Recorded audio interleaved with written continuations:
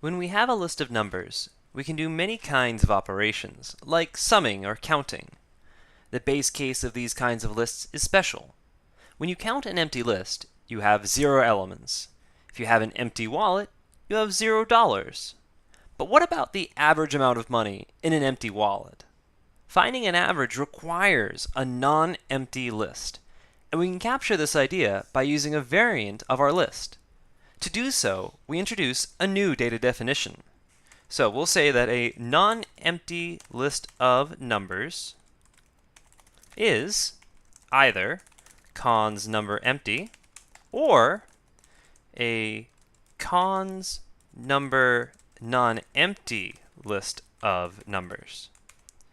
Notice how this is similar to our original list of numbers, but our base case is slightly different. Our template for the function will also need to be modified. So let's start with the original template. We say that a function that works on a list, this is the original template, remember, consumes an empty, it tests to see first if the list is empty.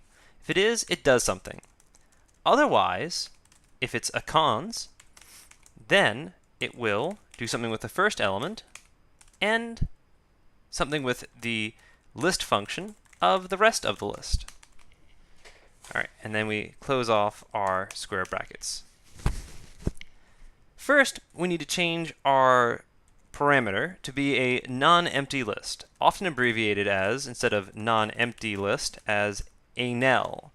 So we'll need to change the base case, but how do we differentiate between the base case and the recursive case? They both involve cons after all, so we can't just test to see if they are cons or empty the way we used to. Well, it comes down to whether or not the rest of the list is empty. So instead we'll ask if the rest of a nel is empty. One last change is that we can now expect to use the first of the list in the body of the base case, since that is the useful number over here. And we also have to update the use of a list to be a nel. And now we have our function that operates on non-empty lists, so we'll call this a nel function. And that's over here too. So we have our new data definition and our new template that operates on non-empty lists. Let's write a function that will operate on non-empty lists of numbers. A good example will be a function called stack circles that consumes a non-empty list of numbers and draws circles of their sizes, the list of the numbers' sizes. In this version, we can never have an empty list, so we don't need a special image for the last case, the base case. It'll just be the last circle of the list. In order to keep our code clean, we're going to write a simple circle drawing helper function. This function, red circle, will consume a number and draw a red circle. So the purpose statement consumes a number and produces a red circle of the appropriate size. Great. Then we'll define red circle as being a particular size. So this is our function, red circle, consumes a number, a size, and produces a simple circle with a given size that is solid red. We'll also have our check expect here. Should have done this in the other order, but I know what the answer already is, so I'm cheating. And then it's solid red. So a red circle should be produced when I call red circle. We can verify this with our check expects. Oh, looking ahead, I better comment out the stuff that's coming up afterwards. We'll come back and verify that our unit test worked real carefully. Good, our test passed. All right, now we need to write the actual stack circles function. Now, stack circles is a function. It consumes a non-empty list of numbers. We're allowed to use this because we previously data defined a non-empty list of numbers up here. So we say that it produces an image when all is said and done. All right, consumes a non-empty list of numbers and produces a stack of red circles based on the numbers.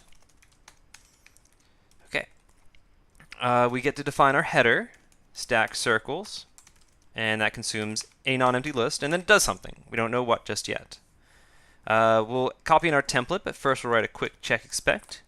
And this one's going to look a little nasty. It's going to look a little long. Often how things end up with our list functions for now. We'll learn some better ways. Sorry, our image producing functions. But that's just sort of the way things go. When we use stack circles on a list of numbers, say in this case we pass in a list of 10, 30, and 20.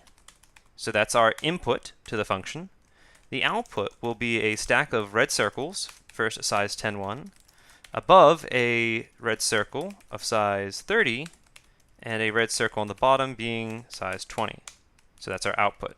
Output, input, passed into the function, stack circles. Now we can go back, and in order to write our body, we get some code for free by copying the template. So let's paste that in and take advantage of that.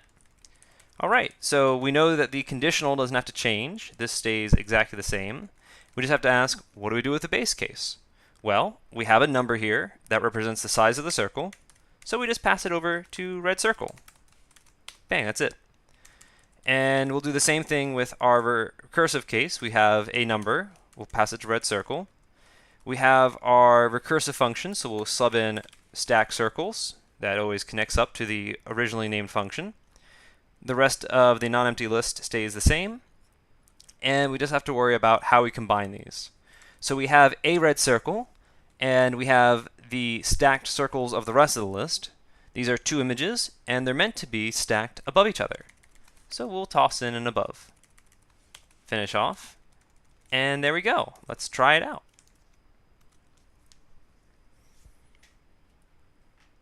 Tests seem to have passed.